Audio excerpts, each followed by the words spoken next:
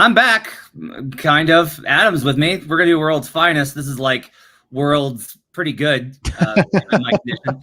We'll talk about how the Nuggets changed their message about the second apron. We'll talk about the Nuggets championship window and how long does it extend and what would you trade for it. And how long is Joker going to play in the NBA? We'll talk about all that and more on Locked On Nuggets.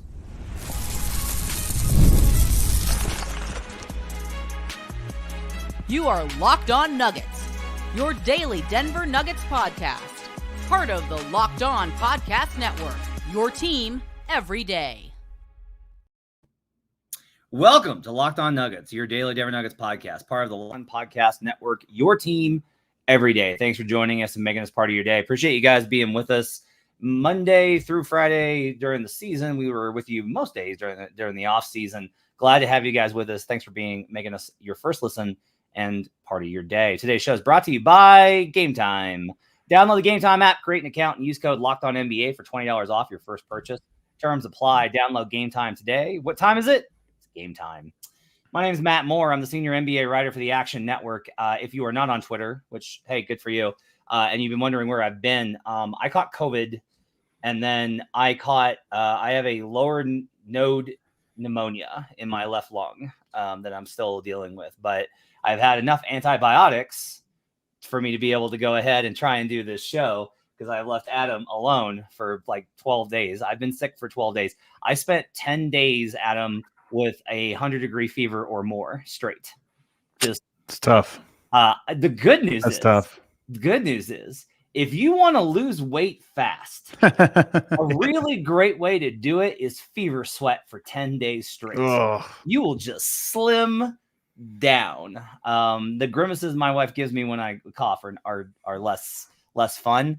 Hope I will do my level best on this episode not to cough into the mic. I made sure that my right mic was on. I'm going to try and hit the mute button, but if I stop, that's why. All right, on today's show, we're going to talk about how long Joker's going to play in the NBA. We'll talk a little bit about the short-term versus the long-term window of the Denver Nuggets and their championship aspirations. But we start, Adam, with this question. Have the Nuggets changed their message when it comes to why they chose to let KCP go in avoidance of the second apron?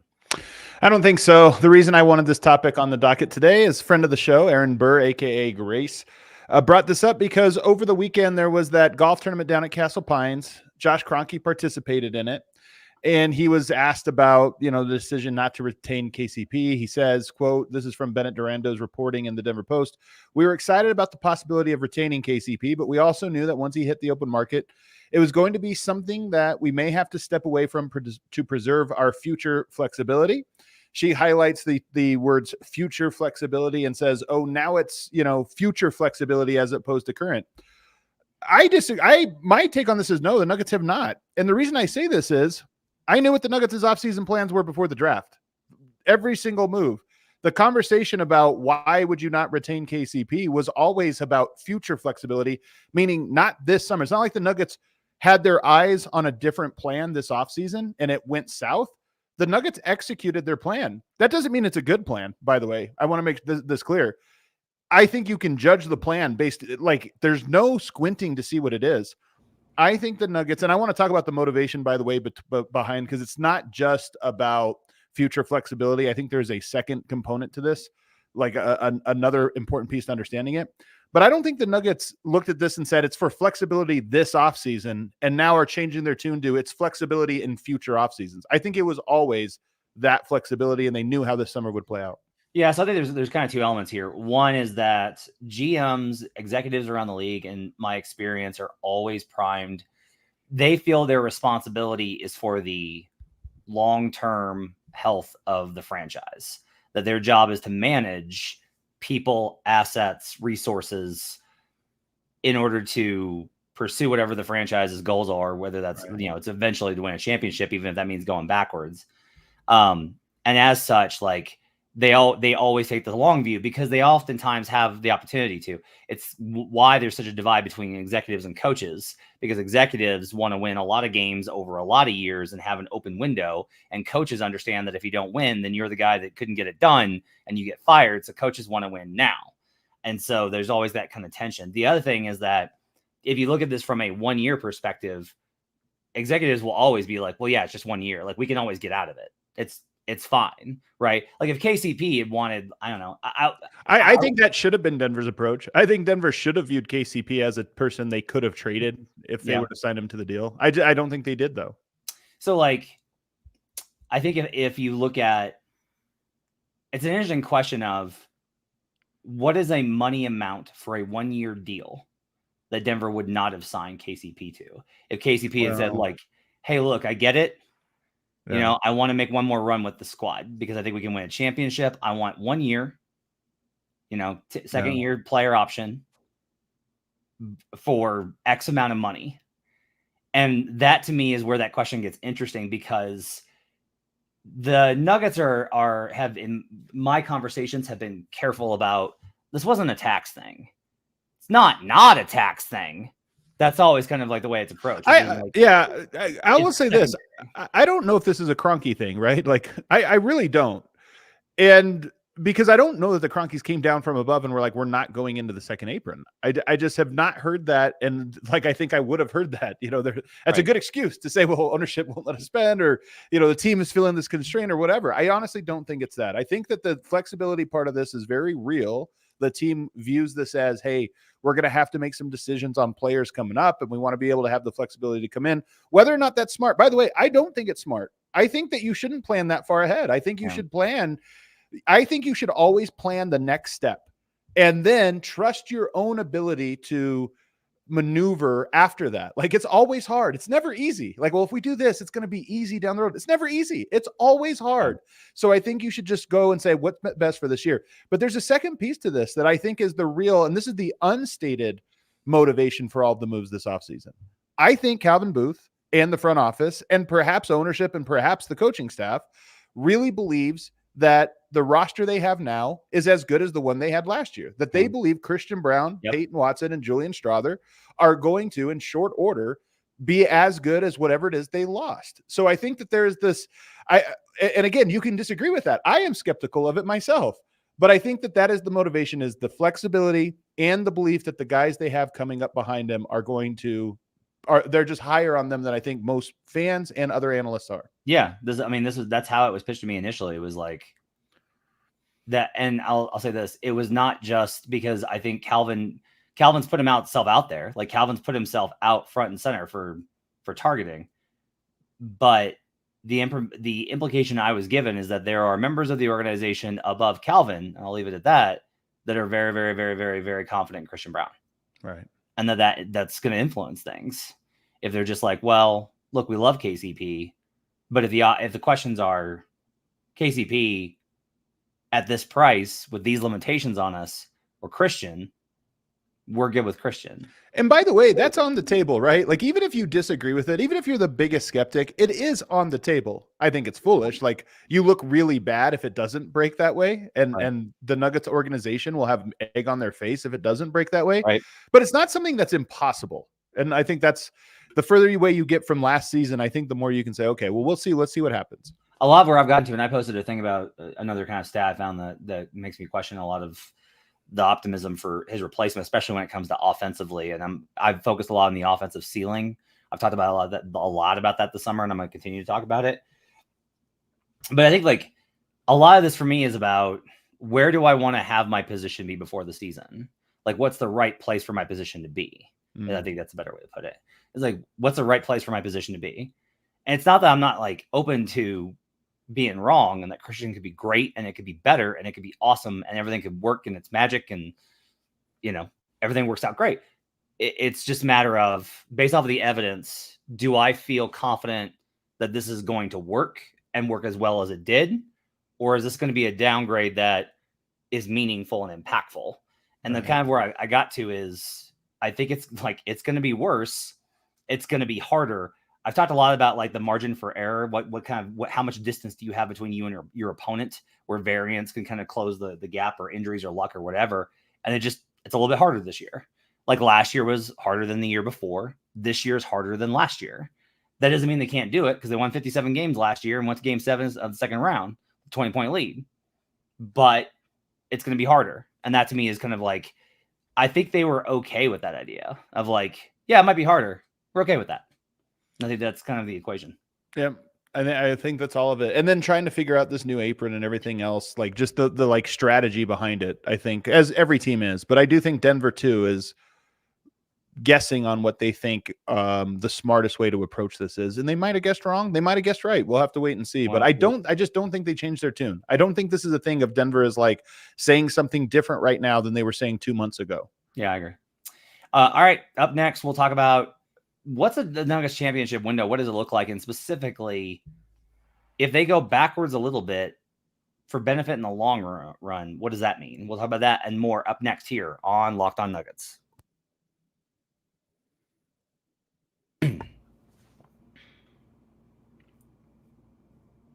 Again? Nope. Hang on.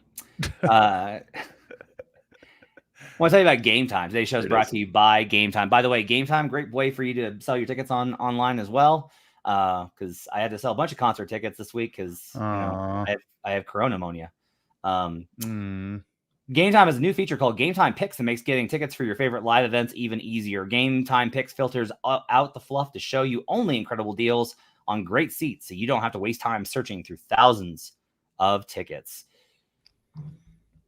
You can get panoramic views with seat views. That one's awesome. They've got the lowest price guarantee. Game Time will credit you 110% of the difference.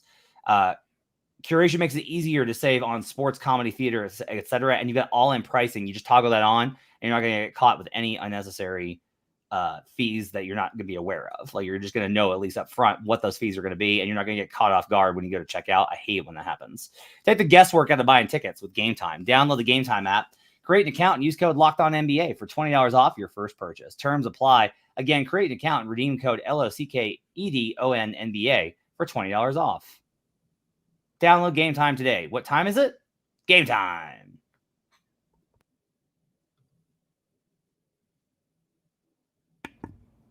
Back here on Locked On Nuggets. Thanks for joining us and making this part of your day. What are you shaking your head at? Hanging by a thread over here, man. I'm fine. You didn't have to do the show tonight. I'm in the prime. I don't want people to think I drug him to do a show tonight. I'm in the prime of life. I am great, sir. All right, let's talk about. I feel bad for asking you to do a show tonight. Let's talk about the Nuggets championship window. So you have this interesting question that you posed in our topics. I'm gonna let you kind of set it up to explain. I talked about championship window, but it's a little bit more complicated than that. Hit me with what you got. So, and this one would be something of a change of tune.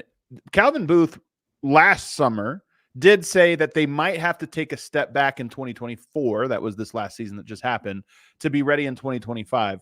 But of course, a lot of things happened in between there. And now the question would become, well, what if Denver was a tier 2 contender, still a contender, but a tier 2 one, not a favorite, this upcoming year, but it set them up for 2 more years in 26 and 27 of being a tier 1 contender. So basically you could think of this as the favorites. I don't know who you think is a tier 1 contender this year. I would probably say it's the Celtics, and I'm not sure who would be the one behind them. I think there's a lot of teams that would be in that next tier, possibly even Denver. But this would, if they were that this year, a challenger, but a favorite, even if it was co-favorite in the next 2 seasons, would it be considered a success in your mind? Yes. Like a lot of this is like, yeah, it depends on how it happens, right? Like, this is the problem with the playoffs is, let's say that you have a season and the Nuggets win 54 games in a tough Western Conference and they finish 3rd. Yeah. Okay. And they lose a really brutal second round series because of an injury to the Dallas Mavericks, right? And they go out back-to-back years in the second round. Or let's say that they get hit with like OKC in 2014, I want to say. 14, where Westbrook or KD got injured.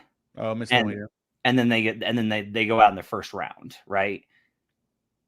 If Nikola gets hurt and they go out, right? It's like, oh, you know, you can those are different. I think we need to set those aside. Let's just say that they are a tier 2 contender this year, which, by the way, I think the Dallas Mavericks were a tier 2 contender last year, maybe even tier 3. So a tier 2 contender. In fact, I think we could go back over the last 15 years and there are a handful of tier 2 contenders that won it. The Raptors are probably the Warriors, honestly, of 2022. I think we're probably a tier 2 contender that just got hot at the right moment, got the right path and got there. It wasn't that they couldn't win. It's that they needed a few breaks along the way, as opposed to a team that was a favorite. And it was like, yeah, they just did what we thought they were capable of doing. So that would be the scenario. Yeah. Like I actually have because the Spurs comparison is the one that's always kind of made. Like this is the one. 2007, that Spurs team was not great. That was not an elite Spurs team. It wasn't. But they got past the Suns, who were better than them because of that was the crazy year. Yeah. The Robert Horry hip check. That was a David Stern year right there. But also the Dallas Mavericks got upset. The number 1 seed with the reigning MVP got upset in the first round. And so when San Antonio reaches the conference finals, they face the Utah Jazz with Darren Williams and Carlos Boozer. Yeah. And then they get to the finals, and guess who they find? They don't find the veteran, tough ass Detroit Pistons. They get LeBron James and the just happy to be there Bobby Gibson Cavaliers. Right. So like, that's the thing here is if you're a tier 2 contender and you get there, you could still win the title. And so, yeah, I think you definitely take that for having this is the real thing is the Nuggets want a multi-year championship window where they can win. Right. They can win every year. Cause there are teams where you're just like, you can't win the title. Like the Pacers could never win the title net last year. That to me is that was like a tier 3 contender. That was that. I don't even know if you can call them a contender, to be honest. Cause I'm with you. I don't envision their season going better than what it went, which was well short of a title. Well short. Right. And so there are teams that you can kind of look at in the playoffs from the very beginning and go, they can win a title, they can't win a title. And there's a few that you're like, I don't know. If Denver is a can win a title, but they're at the bottom of the list of like 7 teams, 6 or 7 teams. That's kind of what I'm getting at. They can, but you're not betting on it. Yeah. And I think that's probably worth it. The question is just like, I think a really good question is, okay, what is 26-20? What is it that you do in 26-27 that gets you there? Well, it's like Christian Brown, Julian Strawther, and Peyton Watson are all ready. They're like good players at that point. Not like can they play minutes, but they're actual positive, oh, these guys are good. And you had to suffer through these years to kind of get them up to snuff. I mean, here's how I think you answer this question. I think the Nuggets were a tier 1 contender last year. And it's so hard to contextualize that properly because of how the year went. You just mentioned, oh, if they go through the year and then get hurt late. That's what happened to the Nuggets. That's exactly what happened to the Nuggets last year. They were a good team, but we only remember them being unimpressive in the playoffs after Jamal Murray suffered the latest injury and they were exhausted. But I think they were a tier 1 contender. And if you looked at that and said they were tier 1 contender in 2023, tier 1 in 2024, tier 2 in 25, and then in this scenario, tier 1 in 26 and 27. If you're a tier 1 contender for 4 out of 5 years, I actually think that's pretty good. And then before that, you're talking about the Murray injury where, quite frankly, they might have been a tier 1 contender in those years as well. So anytime you can be a tier 1 contender in 4 out of 5 years, to me, I would say things went really well. You did a pretty good job, but it doesn't feel that way because of how disappointing last year ended. It would almost feel like 2 years of sacrifice instead of 1. I'm not trying to be doomer or alarmist or jinxing or anything here. I'm being honest. Like that's one of the reasons I've actually kind of been concerned is that last year was not a year from hell for this team. The first half of the year was like they won 57 games. They won a franchise record. Not just that, but it was like the first half of the year was legitimately like, yeah, okay, we can just sim to the end here. The first 10 games in particular were that way, where it just felt like, man, they are playoff form. What's going on? This is the best team. They got the best starting 5. They got the best continuity. And after the Boston game in Denver when they won both games versus Boston, like that was such a huge bellwether. And that was tier 1. They were tier 1. That's where everyone was like, look, the Celtics are great, but the championship runs through Denver. Yep. Everybody was saying it. Everybody. And honestly, I think a lot of people understood that the Wolves were going to give them a tough matchup, right? Like I went short on it as well, if it tilts one way, it tilts one way severely. But I think a lot of people expected it to be a tough matchup. But there wasn't a lot of they were like, but eventually Denver will win because that's usually what happens. And it just didn't happen. Yeah. And it didn't happen for a number of reasons, but and by the way, that could happen again in 26 and 27 in this scenario. I mean, this is the thing about sports. all you can do is give yourself the best chance, but you never know how it's going to break. Like, it just might not break well for you. The other thing I wonder, Matt, is Denver in 2023 went 16-4. And a lot of that was Murray reached a level that just, was so huge. And they did have all the margins were great as well. But it does make you wonder if Murray touches the level that he reached in the conference finals and finals, and he has that for an entire season and playoff run, he's in that ballpark. Like, what is Denver's margin of error? I actually don't think we know Denver's margin of error, because the one year they won a title, the margin was so wide, we never saw how close it got. And the year they lost, the injury to Murray and how poorly he played in the playoffs kind of textured that. So we actually don't know what it looks like if Denver is forced, to there. Like, how big is that margin? We haven't seen it. I would agree with that. I guess we'll find out more about that this season. Up next, Nikola Jokic is having himself a pretty fun summer. Had fun at the Dragons' final game. We'll talk about this question. How long is Nikola Jokic going to play in the NBA? We'll talk about that up next here on Locked On Nuggets. You've heard us talk a lot about FanDuel, America's #1 sportsbook. Well, we've got something a little different for you. Now through September 22nd, all FanDuel customers can bet $5 and get a 3-week free trial of NFL Sunday Ticket from YouTube and YouTube TV. I love it. I love it. I love it. I have 3 TVs in my basement set up, and on Sundays, they all have Sunday Ticket on them. There's actually one on Red Zone, and the other 2 have Sunday Ticket with the quad boxes. I just absolutely gorge on it. It's amazing. Then with a YouTube TV base plan, you'll be able to watch every regular season Sunday afternoon out of market game. All you need is a Google account and a current form of payment, and you can cancel anytime. Just visit FanDuel.com/lockedon to download America's #1 sportsbook. We'll be right back on Locked On Nuggets. Back here on Locked On Nuggets. Thanks for joining us and making us part of your day. Appreciate you guys being with us here on a Monday. Baba Yaga says we are sending Matt to Serbia to learn basketball. Based off of how Micic plays, think maybe I can do okay over here. Shots fired. So let's answer this question, Adam. Nikola Jokic is a mystery wrapped in an enigma, disguised as a riddle, and we've talked a lot about his personality and all these types of things, and there's been all the questions about how much he loves basketball and this, that, and the other. And you've come in, like, you've done a lot of like really good, thoughtful stuff on like, here's why you can see how much he loves the game of basketball. But it is like an interesting question here of how long do you think Nikola Jokic will play in the NBA? Yeah. This one is, we've discussed for years kind of our thoughts on it.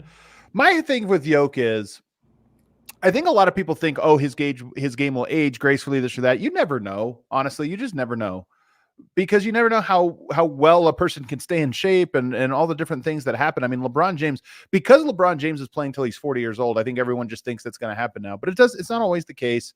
And we'll have to see. There's motivation. There's all these different factors. The reason I think he's going to play for like 6 or 7 more years is I just think the money in the next contract is going to be so over the top that there's no way he would pass it up.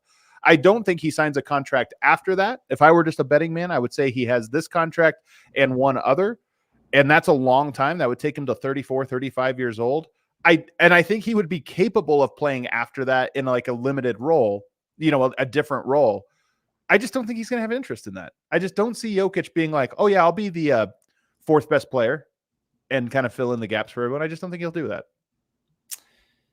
Yeah, I can't imagine, because like look at like Westbrook, right? Like Westbrook's a good example of this, where Russ is. You can't send these messages from our account, Matt. You got to lock in yourself and send these messages. They're in the comments on YouTube. It's fine. Everyone knows where you're at. So like Westbrook, right? Like Westbrook's on a minimum deal now. He got paid out by the Clippers and then by the Jazz before then. But he's not doing the Westbrook. Yeah, he's not doing the Westbrook. He's not doing the Gary Payton. He's not doing What about this one? What about the and I hate to even bring this up, but the Luka's in his prime.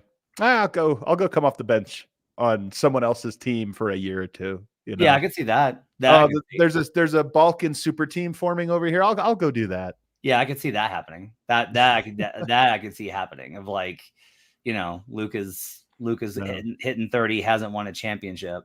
Yeah. And Yoke comes, or he lures them all to Denver. He says, "You know what, guys? I'm taking a minimum. You come over here. There's salary cap space." The difference, though, here is one of the problems, though.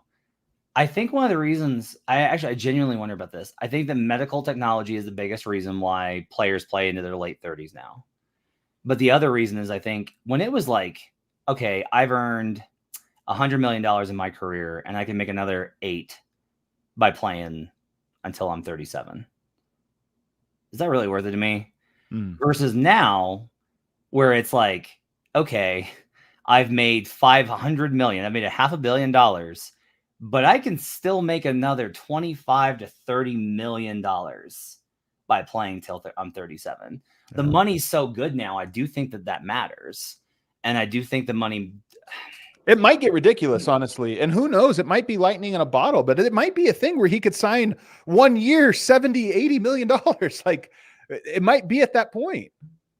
And so that to me, I think though, is kind of where this gets really interesting of what he wants and when he decides to go ahead and call it quits. If you'd asked me like, I don't know, 2 years ago, I would have been like, I think he's probably done by like 34, 35. But when I think about this question of he's now 30, he's going to be 30 this year. Is he this year or next? This year. Okay. He's going to be 30 this year. Do I think he's really done in 4 years? I'm like, probably not. You're right. I did bad math and I thought he had an extra year. So I had him play until like 36. Okay.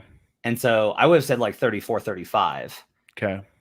But I do think that with the money, like if he signs another huge deal, depending on what he wants with his next contract, if he signs another huge contract when he's like 33, it could just carry him through. At that point, it's like, why not? Yeah. You know, I'm gonna play because of the money. Like I do think that the money really is that big now, to where it's that important. Even though I don't think that money is necessarily all he cares about, but I do think that like most players, you play basketball for a living, and you make a really good living in it, and you have a window to make as much as you can, and he's in a position to be able to make so much. Yeah. Still. You know, and if he's diminished and it's like it's a lesser version of him that's only like, hey, he's like 15 and 10 every night. Do you know what 15 and 10 players make in the NBA? I know. You know, I just don't see him. That's the part I don't see him chasing. I see him chasing the years that he can be a max guy and maybe one after that. But I would have a hard time imagining him doing what Vince Carter did, which I'm very impressed with, by the way. This is not a knock on Vince Carter. One of the things I'm most impressed with Vince Carter's career is that he segued from superstar to role player and extended his career like 7 years that way. I just don't see him doing that. But here's the biggest thing. I think it actually comes down to joy for me. And I will say, Matt, I thought about this piece of this a lot this summer. Jason Tatum won a championship this year, and he won a gold medal, and he seems pretty unhappy with both for various reasons. Serbia gets the bronze medal this year. Time of their life. Seem happy as can be, unbelievably unbothered by whatever negative connotation it might come into being a third place team. You see that retirement thing for Goran Dragic over the weekend. And this is, by the way, this is pretty common. We've seen a handful of these happen for different players. Then everybody comes together and there's like a celebrity game and it's a whole event and the crowd goes nuts. And I actually think it's cool. This all comes down to like, people talk about the All-Star game. We should just scrap it, this or that. And I'm always like, to me, it's not that the game is something I like. I didn't even watch this game, by the way, of Jokic playing over the weekend. I didn't watch it, even though it was available to people to watch. I'm not interested. But I love that it exists because to me, it is almost like a symbol of the health of like a league or how it's views basketball or culture or what have you. And to me, I look at it and I go, there seems to be a lot of miserable, successful NBA players. And I think Jokic doesn't want to be that. I think he's going to go through his career, win what he wins, be content with it, and get out. And he's not going to be chasing something the way I think a lot of people are chasing something. I think that this is where it gets tough. Is to me the question is genuinely this: when he's no longer at his peak, and the window for winning a championship maybe is not the same as it is now. What is the balance between the money versus how much he dislikes the NBA? And I want to be very clear. That to me is where I've gotten to with him is I think he loves basketball and dislikes the NBA. Yeah. And those two things are not the same. Yeah. And what is the X on that? Like, where do those lines intersect? What is the money point where it's like, okay, that's not worth it to me. Like $6 million a year. No, I think I'm just going to retire and go to Serbia and have a really great life. Yeah. And I think that's kind of the question, because I do think covering him every day, this has become my challenge over the last few years, is the guy genuinely looks really miserable a lot of nights, because it's just another game versus another team in 82 where you're just waiting around for the playoffs. And he's got to do the whole thing, playing the game, treatment, lift weights, do all that. And then he's got to come talk to us. Yeah. And he clearly doesn't like that. He didn't do it all Olympics because he didn't have to. So he said, you know what? I won't ever do it. I think genuinely a lot of it is like, again, I want to make clear, there's always a difference between like he hates the media versus just like, I don't like doing it. Like I don't have any fun. I don't enjoy doing it. Right. Because he has to think about every question. He's got to be very careful and all these types. And we ask the same thing. The biggest thing is that we ask the same things over and over and over again. And it's not even us. It's like traveling people. Just the way will it come goes. in and be like, whatever. People are interested in parts of the game that he's just not interested in, legacies and, the deeper meaning and this or that. I don't think and that's why I'm saying, like, when you watch these exhibition games, it's Goran Dragic. He's a very good player and he means a lot, obviously, to Slovenia, but it was just a celebration of basketball. And I feel like that's one of the things that, again, I'm getting towards there's something, and maybe the media is the biggest part of this. There's certainly a component of it. Maybe it's American culture, maybe it's NBA culture, maybe it's the money or how the game's marketed or what have you, but something just seems to have sucked the joy, at least from the players' experience, to where there's so many. Kevin Durant has a couple titles. He doesn't seem particularly happy. He's on the internet at 3 a.m. Paris time talking trash to people after winning the second round. Like, I know some of that's how he has fun, but I'm saying there is this level of weight that a lot of NBA players seem to carry. Adam Silver's even commented on this, by the way, that there's a lot of NBA players that seem unhappy. I think part of it, I will say that in my opinion, I genuinely feel that a lot of that is fashion. What do you mean? Oh, like you're supposed to look that way? Yeah, it could be. You're not supposed to do the dunk contest. Yeah. Oh, for sure. Again, but this is all this is what I'm saying. This is all part of a thing where you're not supposed to celebrate third place either. But some people are like, I don't care, man. This is the best night of our lives. Right. And there's something cool about that. And to me, again, it seems healthy. And I think everybody has to get it. I've been thinking a lot about the last year and even the fan experience of last year. And it's like, it shouldn't be an all or nothing thing. The all is the goal, and it should be, the weight should be there to get it, but falling short of it shouldn't feel as bad as it seems to for everyone. I don't think it's, I think it's that. I think there's also, like, I think of this a lot because I started to really, when I was talking to Jameer, I used to talk to Jameer just about every day. Jameer Nelson when he's on the Nuggets. And one of the things I kind of asked him is, I was like, what happens when you're a guy that has lost like 50 games in your entire career, and then you go to the NBA and you're losing every single night, and you lose hundreds of games over 3 years, or like dozens and dozens and dozens of games. And he did talk about like, yeah, it becomes a lot harder. He's like, you have to focus on the macro and not on the micro because you'll go crazy. And other players have talked to me about that too, about how you the whole never get too high, never get too low thing is to protect yourself from how long the season is. Yeah. Like, this is another thing of why I'm so big on shortening the season, is I genuinely think it kills what they love about basketball, which in large part is competition, because you can't be fired up to compete 82 times against all these different teams who you have nothing against. And so I think that takes away from some of what makes them, like, I think that's part of it. And then you also have, like I said, the fashion part of, because I was thinking about this. Trae Young was on a podcast talking about like basically saying like no NBA player will do the 3-on-3.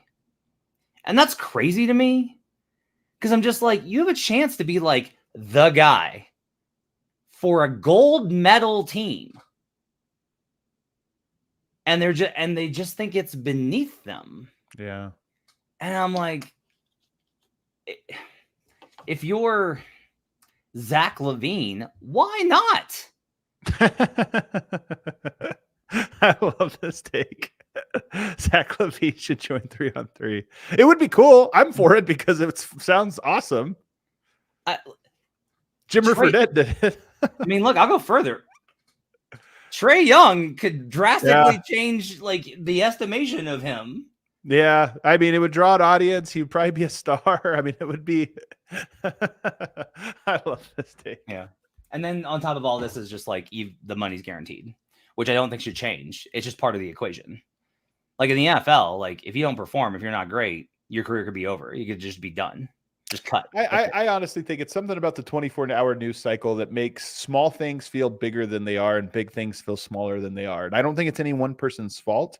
I just think it's like a generational adjustment we're all going through. And how do we like view the world through this lens of the internet and the 24-hour conversation and everything else? Because the truth is we used to celebrate a lot more of the other storylines. And it feels like, if you don't win, it feels like it was a horrible year. And that just shouldn't always be that way. All right. I just want to say, Sale Philly wins. Tatum could get playtime with a 3-on-3 tournament. Oh, man. This is what I'm saying, man. Like Tatum had what by all accounts should be the greatest summer of his life, and he seems kind of unhappy with it.